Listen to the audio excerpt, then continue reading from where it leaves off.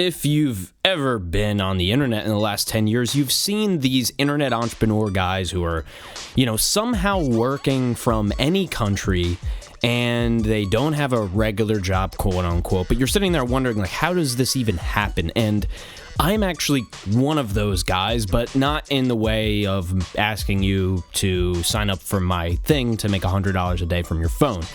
I'll explain in this episode, and I'll also go into why it's not a good idea to start a quote-unquote real business and why I did not start an LLC for 4 years, along with a lot of other hacks, tips, and tricks.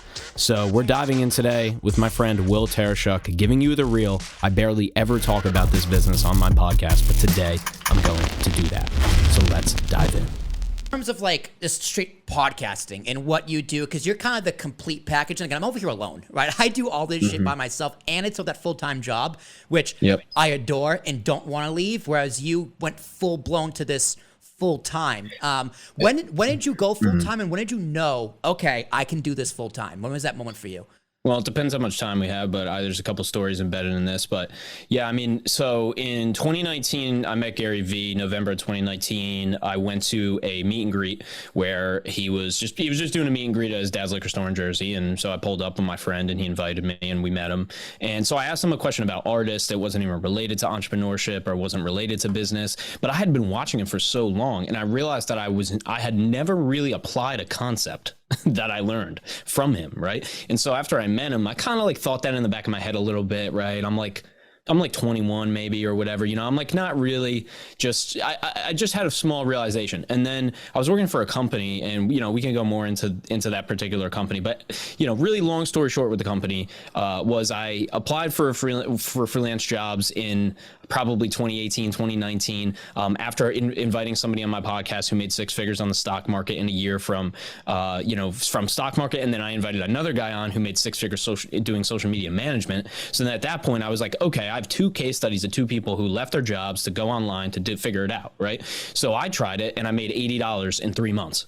And I was like, okay, well, it's $80. I mean, I guess let's try to make another 80, right? Gotta start somewhere. Yeah, you gotta start somewhere. So I'm applying for jobs on Upwork, and the only skill I have is like audio editing better than the average person. I wasn't good. I wasn't what I am now. And I have editors that are way better than me now. But, that's what I was trying to do because I realized that social media management was so flooded, right? Anybody can post your post on Instagram for you, right? But not everybody can edit your podcast.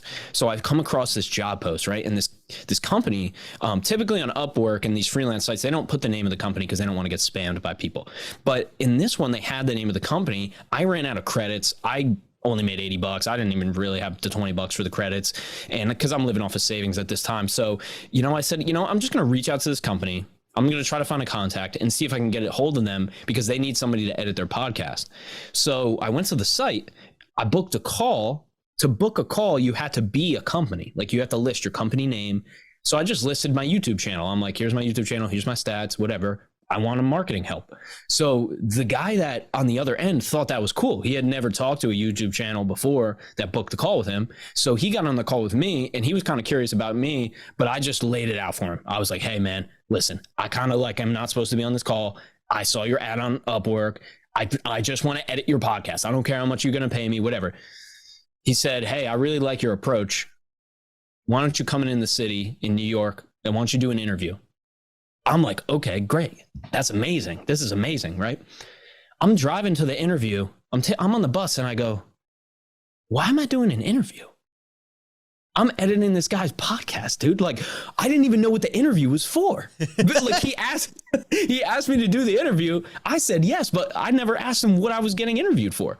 Because if I was going to edit your audio, dude, why are you going to have me drive 3 hours round trip to do this interview? So I get to the place. I'm there, hit him up. He comes down. It's like a co-working space in New York, this cool little fancy thing. And I'm there and he's sitting there and he's like literally on his like phone the whole time. Like he's just like barely paying attention. Right. So, but we're talking, we're chopping it up. And he says to me, he's like, hey, I had you come here because I want you to do everything. I want you to host it, produce it, edit it, market it, direct it, distribute it, anything, do the whole podcast basically, right? Because this founder of this company was a guy, which I didn't know, right? But he was a guy who really just loved the idea of it. Like he would just spam people, and that's how he would find clients, and then he would take their money and then end the contract, and he would go to the next one. Like he never delivered results. It was like a whole sham of a company that I didn't know, right?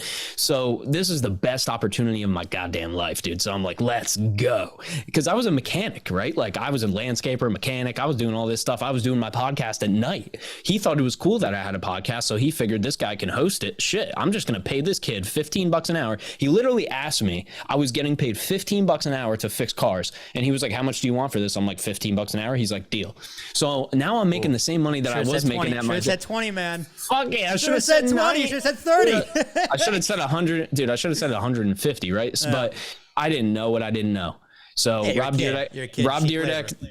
Deerdeck told me you don't know what you don't know until you don't know it, right? So until you're right, Rob Deerdeck's a genius, bro. That's another story that I could go into. But I know you did. I know you interviewed Rob Deerdeck. Yeah, he's amazing, dude. But yeah, so I land this job, man, and so I was at that company for probably like a couple of years, and this was during college. So I could go into any of the avenues within like the company, whether it's the founder doing cocaine under his desk, or him scamming the customers, or sending out 3,000 cold emails a week, like whatever it ends up being. But he put me on sales. He took me off the podcast, said it wasn't working.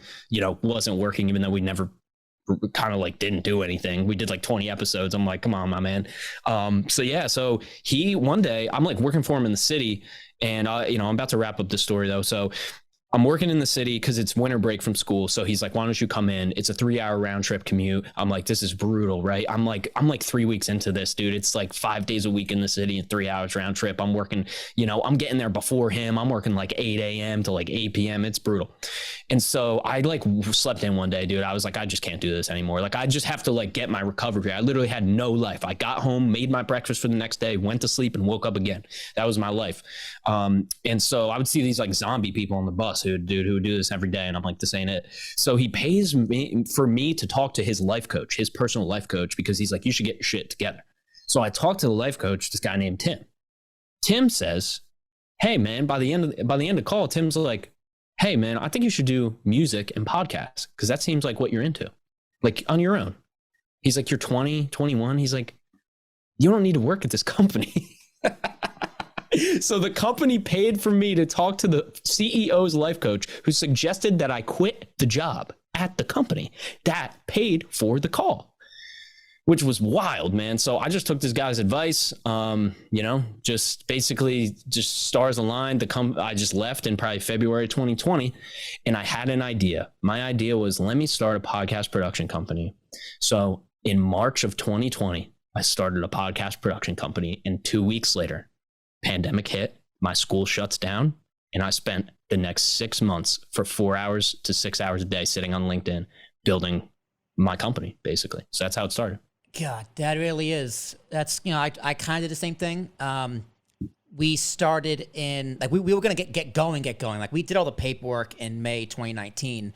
By the time February hit, like my buddy moved up from Nashville, we were working with the Chamber of Commerce, going to do their production, going to have a contract ready to go, and then bam, Pandy hit, and it was just over. And it's like, okay, what can I do? Let me just go back to center. Keep doing podcasting. Podcasting has always been my center. When I don't know what to do, I hop on a podcast, which is why I reached out to you a few weeks ago. It's like I was kind of stuck in a crossroads. Like, what do I do?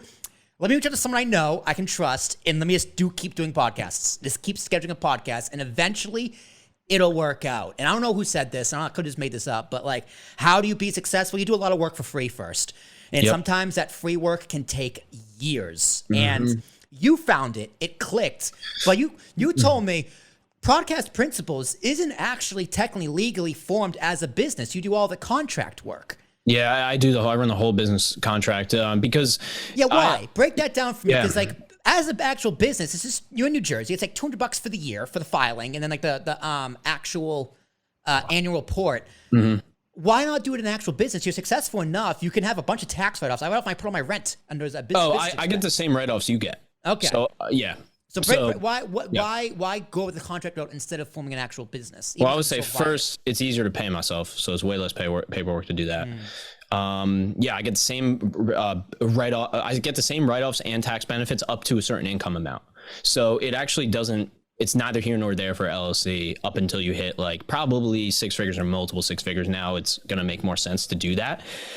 Dude, my revenue was like 5,000, I think it was 8,000 the first year, 12,000 the next year, maybe 40,000 the next year, right? So it was like, I don't need a fucking LLC. Like, I'm just trying to see if this is going to work. My accountant was like, don't worry about it.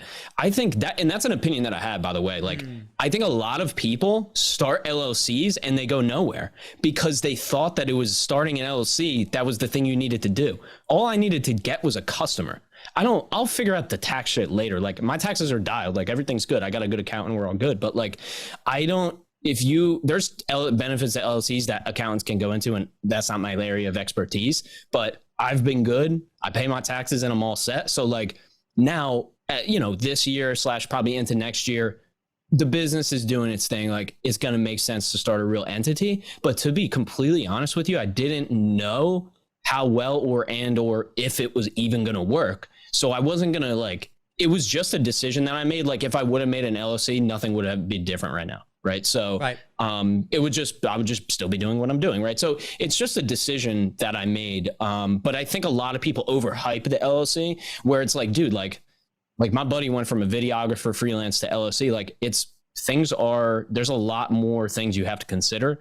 And I don't really know what those things are, but I know they're there. But yeah, it's kind of just a decision that I made. It wasn't like a strategic decision or anything like that. It just kind of happened. Like, and now this year I'll be like, my accountant will be like, hey, we should probably do that. I think that makes a lot of sense though, honestly, because looking back, I've had this LLC for Willie T Productions. I've had that for a few years, and like a lot of the time it's kind of sat there as part of Biggest Podcast Solutions. All the money I made went towards APS, which was the partnership. And now it's like, okay, let me kind of cut that off. Money I'm making through production, which is my arm of the business, go into WT Productions and build that business. So yeah, it is an LLC. Currently making about $300, between $300 and $500 a month, which is great. Expenses is maybe $100. So all that money is just sitting there to be used, but and I still have, your point though, it makes not much of a difference. No, and I still have a business. Like, hey, you want to get into business credit and stuff like that, which I'm getting into now. Like, like I'm gonna have to get legit, or whatever. But I have business debit account, I have business debit card. Like, everything's good. TIN, all that shit. Like, I'm fine. I'm good under the law. I'm fine. But yeah, it's like I think people like the idea of having a business. That's one thing. But it's also, I also do think it's a good exercise to get LLC'd because you get to understand that process, right? Like, I do understand the process. I've helped other people, start businesses and stuff like that. So I think it's still a good exercise. It's a good thing to have and do, but it's not a requirement to start. And for me, like, I have no problem being a freelancer. Like, to be honest with you, my strategy is revolved around my name and my personal brand. So Podcast Principles is, a concept and it is a thing, right? But it's like, if I don't sit on LinkedIn all day, the clients don't come, and it doesn't say Podcast Principles at the top of my profile. It says Ryan R. Sullivan, which is my name. So, it's really my name and likeness, and but that's part of my strategy. Like, that's the brand that I'm building over the next 10 years. I don't know how, everybody does it differently. Some people you have a Sweetfish Media, right? Like James Carberry, who owns Sweetfish. Yeah, I know James, but people talk about Sweetfish a lot more, right? Folks are probably talking about, I would say, probably referencing my name more than they are Podcast Principles, because I don't advertise. I don't want to flood the market with more brand names. I want to flood the market with better ideas, right? That's my whole entire concept around what I'm doing, But that's 1,000% true. Like, my girlfriend and I talk about my business and my podcast all the time. And whenever you come up, and I always say, Ryan. I don't say Podcast Principles. I say, the guy I want to be like, whatever. I say the words. Funny, but I say it specifically on LinkedIn because I say I'm a fan of you on LinkedIn. To be honest, I don't listen to your podcast. I don't consume any of your content other than LinkedIn. And you would consider, the one thing we talked about on our last podcast, you consider me a listener, which I think is smart because I am, because I listen to your stuff. Yeah, or you're an audience member / fan, I would say. There's levels to the fan base. I mean, it's like, there's like diehard fans that come to my shows that buy tickets. It's like, that's a whole different person, Right. But it's with LinkedIn.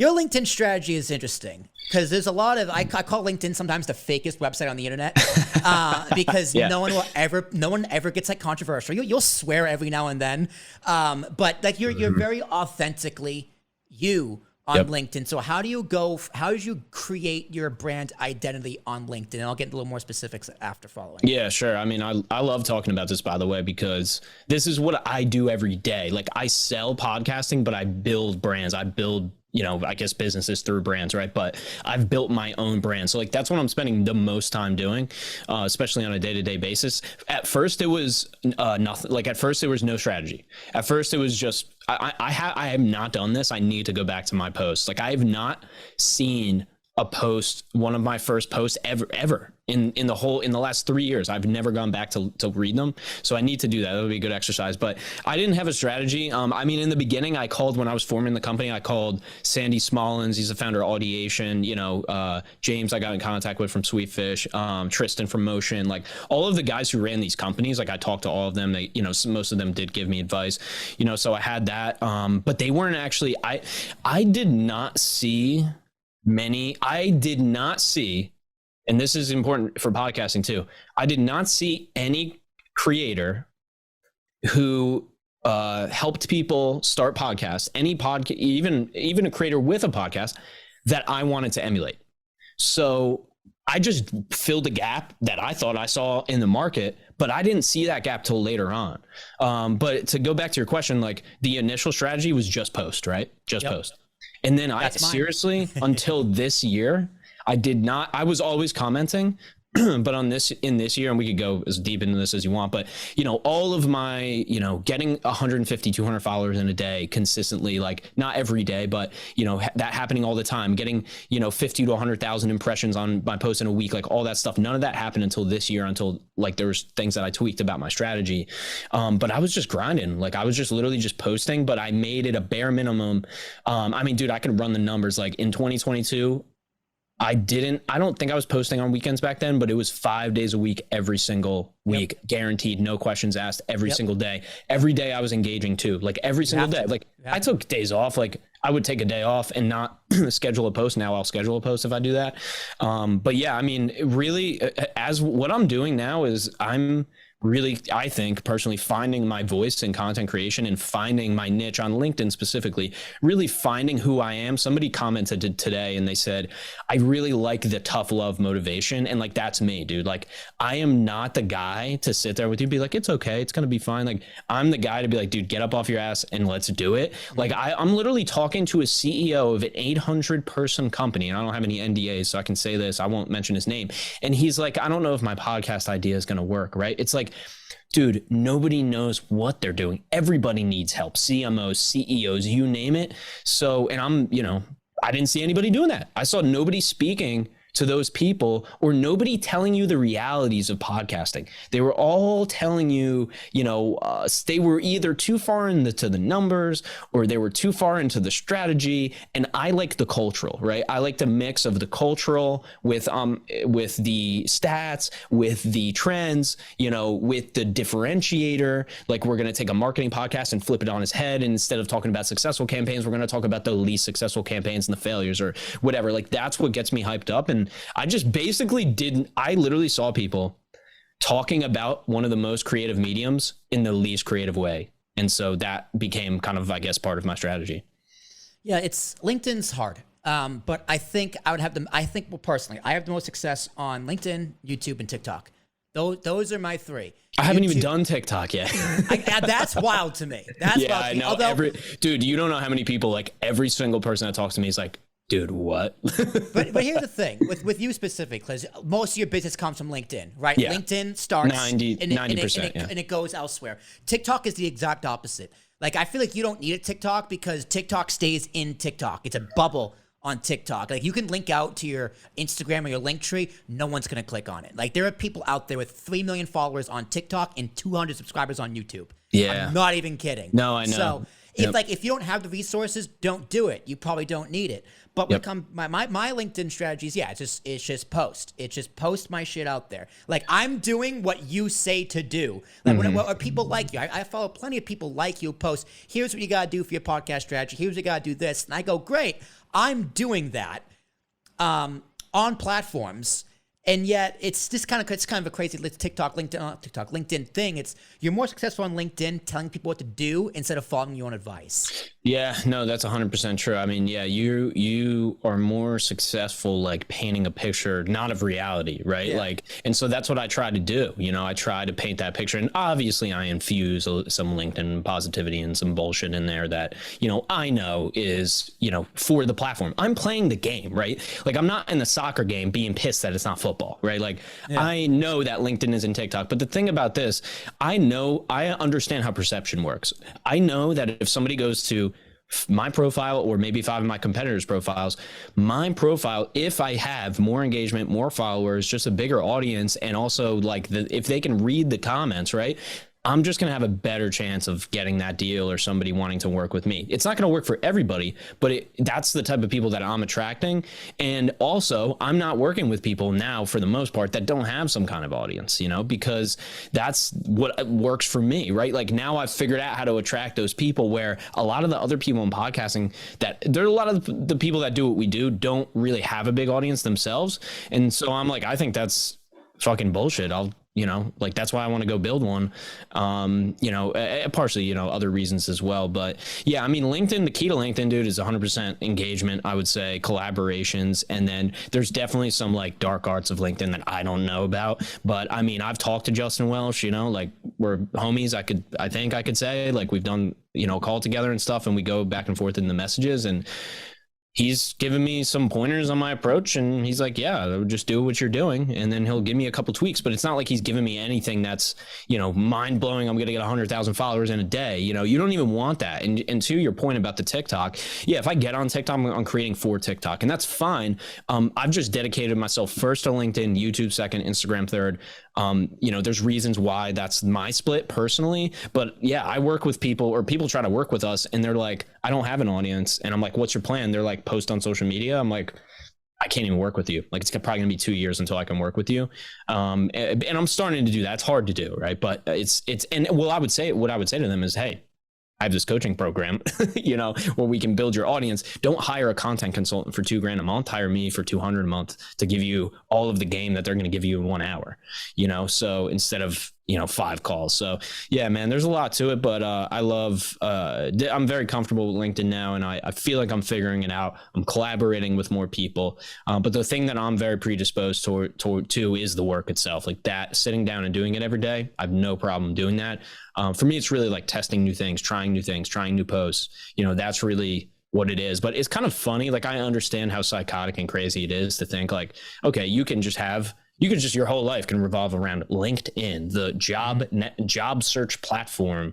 Yeah, it's like saying you make money on, like, you know, Yelp or something like that, right? It's just people can't conceptualize it. If you say I'm a TikTok influencer, they'll get it, you know. But I actually kind of yeah, but people will understand it. But I actually kind of like that. I like that about LinkedIn, because when I meet people in everyday life, you know, people who are engineers or construction workers or truck drivers or, you know, sales consultants or whatever, they don't know what I do. Like, it's impossible really for them to, you know, because it's not a job that most people have. So, you know, I like that it's different. But that's me. I like, you know, being different, going against the grain, you know. Yeah. But that's what I'm into. Well, I'm trying the hardest with LinkedIn. I apply out of all the social media platforms, I don't consider YouTube a social media platform. I consider YouTube content platform. Yeah. What are you doing though? What are you doing on LinkedIn specifically? LinkedIn, that's a great question. I try and get the most engagement out of my guests. Like, commenting, tagging my guests in the content I push, and like following their stuff, commenting on their stuff. Dude, I would not do that. I would stop doing that immediately. If I were you. If I wanted to grow. If you enjoyed this episode, make sure you tune in next episode for part 2. All right, I'll see you there.